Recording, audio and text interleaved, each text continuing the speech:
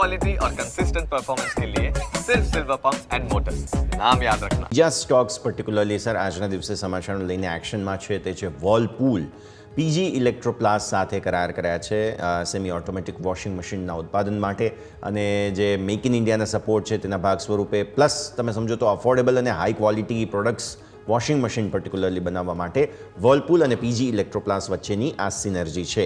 બંને કાઉન્ટર્સને કઈ રીતે સમજીએ સર? સૌથી પહેલા વર્લપૂલની વાત કરીએ.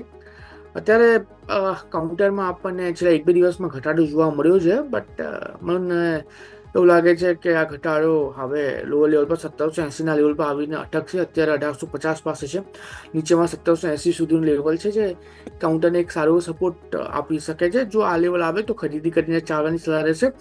એસએલ જે મેન્ટેન કરીશું 1700નો રહેશે. ટાર્ગેટની વાત કરીએ તો 1990નો પહેલો ટાર્ગેટ, 1990 જો બ્રેક કરે તો 2130 સુધીના પણ ટાર્ગેટ આપણને વર્લપૂલમાં જોવા મળી શકે છે. એટલે જે મોમેન્ટમ અત્યારે વર્લપૂલમાં જોવા મળી રહી છે એ પોઝિટિવ સાઇડની જ અત્યારે આપણને જોવા મળી રહી છે. અને પીજી ઇલેક્ટ્રોપ્લાસ્ટની અત્યારે વાત કરીએ, એક વન વે રેલી આપણને આ કાઉન્ટરમાં જોવા મળી છે. કાઉન્ટર એક ટાઈમ પર 178-180 પાસે ટ્રેડ કરતો હતો, ત્યારે જોવા જઈએ તો 960 પાસે ટ્રેડ કરે છે.